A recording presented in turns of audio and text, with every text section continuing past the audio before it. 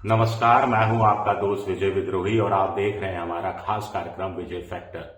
तो पहली बार बीजेपी ने प्रियंका गांधी पर हमला किया है। गौरव भाटिया उनके जो प्रवक्ता हैं, उनकी तरफ से प्रियंका गांधी को लेडी गजनी कहा गया है। अब इसके तीन मतलब निकाले जा सकते हैं। ऐसा लगता है कि संसद के सत्र का अगला भाग शुरू होने से पहले, यानी 9 मार्च से पहले देश की राजनीति में कुछ बड़ा होने वाला है, जिसका गांधी नेहरू परिवार से नजदीकी रिश्ता हो सकता है। एक मतलब ये निकाला जा रहा है कि राहुल गांधी की तगड़ी घेरेबंदी आने वाले दिनों में और ज्यादा हो सकती है और बीजेपी की कोशिश ये है कि कोई ना कोई रास्ता निकालकर राहुल गांधी को संसद से बाहर किया जाए।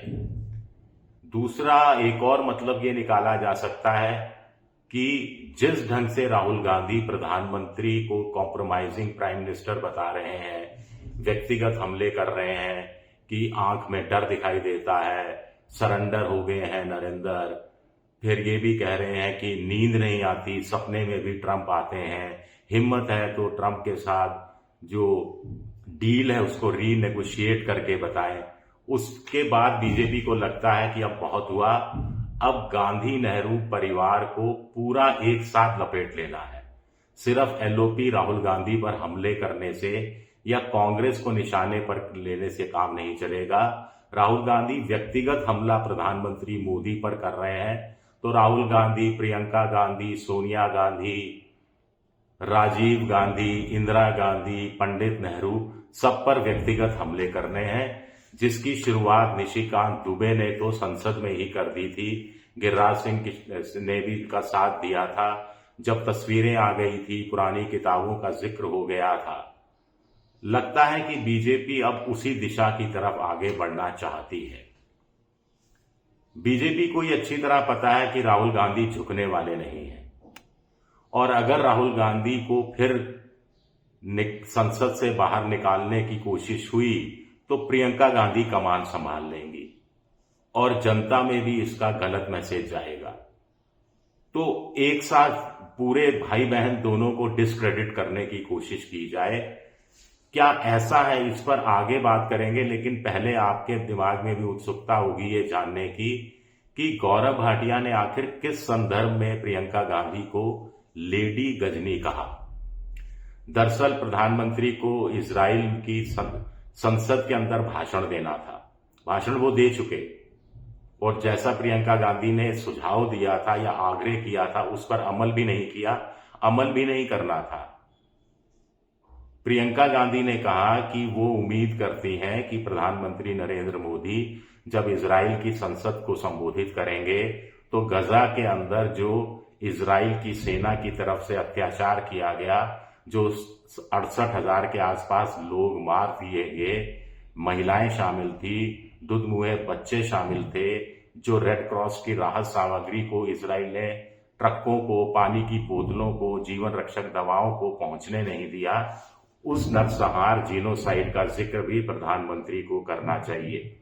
प्रधानमंत्री ने हमास ने जो इजराइल पर हमला किया था और 2-2.5-3 हजार लोग मारे गए थे, उसका जिक्र किया, उसको मुंबई हमले 26/11 से जोड़ा, लेकिन गजा में इजराइल की भूमिका पर एक शब्द नहीं कहा।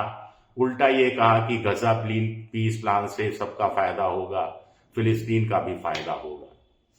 इस पर गौरव भाटिया ने प्रियंका गांधी से कहा कि भाई ये लेडी गजनी है। गजनी यानी वो फिल्म जो आई थी आमिर खान की, जो थोड़े समय बाद भूल जाता है, स्मरण शक्ति चली जाती है, उसको याद नहीं आता। तो प्रियंका गांधी को सेलेक्टिवली याद आया कि हमास ने इजराइल पर हमला किया था, लेकिन प्रियंका गांधी ने सेलेक्टिविटी इस बात को भूल गई कि नहीं, माफ कीजिएगा, उल्टा हो गया कि गौरव भाटिया ने कहा कि प्रियंका गांधी को ये तो याद आया कि गजा पर इजराइल ने हमला किया था, लेकिन ये वो भूल गई कि हमास ने भी इजराइल पर हमला किया था। सही बात है, किया था, लेकिन बच्चों को मार देना, लगातार नरसंहार जारी रखना, जब चाहे जिसकी अस्पतालों पर बम गिरा देना, महिलाओं को मार देना, आप दोनों को इक्वेट करेंगे तो फिर दोनों एक तरह की आतंकवादी घटना थी, दोनों एक तरह की अमानवीय घटना थी, और दोनों एक जैसी अमानवीय घटना थी तो दोनों का जिक्र होना चाहिए।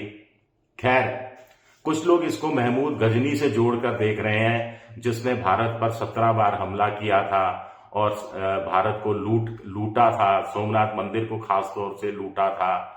लेकिन गौरव भाटिया का भाव ये नहीं है, गजनी फिल्म से ज्यादा लगता है। लेकिन फिर भी ये प्रियंका गांधी पर हमला है और एक पुरुष बीजेपी नेता के जरिए करवाया गया हमला है। स्मृति ईरानी भी सोनिया गांधी माफी मांगो ये सब बोलती रही हैं, प्रियंका गांधी को प्रियंका वाड्रा बोलती रही हैं, उसमें उसके जरिए तंज कसती रही हैं। लेकिन वो चलिए महिला टू महिला हो गया। लेकिन पहली बार सोनिया गांधी को लेकर भी संसद के अंदर बीजेपी के एक सांसद ने इस तरह का बयान दिया था जो कांग्रेस को बहुत अखरा था। इंदिरा गांधी को लेकर बयान दिया था जो कांग्रेस को बहुत अखरा था। अब सोनिया गांधी राजनीति में सक्रिय नहीं है, चुनाव प्रचार के लिए नहीं निकलती। राज्यसभा की वो सांसद जरूर हैं ताकि दिल्ली में बंगला मिला रहे उनको, लेकिन इससे कभी कभी वो पर्यावरण को लेकर प्रदूषित वातावरण है, दम घुटता है, ये सारी बातें करती रही हैं। लेकिन पॉलिटिकल कभी कभी एक आध बयान आ जाता है मोदी सरकार की नीतियों को लेकर, लेकिन रूटीन में वो शामिल नहीं होती। धरने प्रदर्शन जो संसद परिसर में होते हैं वहां उनकी शक्ल जरूर दिखती है, लेकिन वहां भी वो बोलती हुई नजर नहीं आती। ऐसे में सोनिया गांधी को टारगेट पे लेना, प्रियंका गांधी को खास तौर से टारगेट पे लेना, ये जो बीजेपी ने नई रणनीति अपनाई है, इससे कितना फायदा होगा ये पता नहीं। लेकिन इससे पता लगता है कि आने वाले दिनों में सत्ता पक्ष और विपक्ष के बीच में कड़वाहट बहुत ज्यादा फैलने वाली है। अब चूंकि प्रियंका गांधी के लिए कह दिया तो ममता बनर्जी, जो वैसे कुछ मुद्दों पर राहुल गांधी का साथ नहीं देती, लेकिन इस मुद्दे पर वो प्रियंका गांधी के साथ खड़ी दिखाई देती हैं। उनकी महिला सांसद जिनकी संख्या बहुत ज्यादा है वो प्रियंका गांधी के साथ खड़ी हुई दिखाई देती हैं।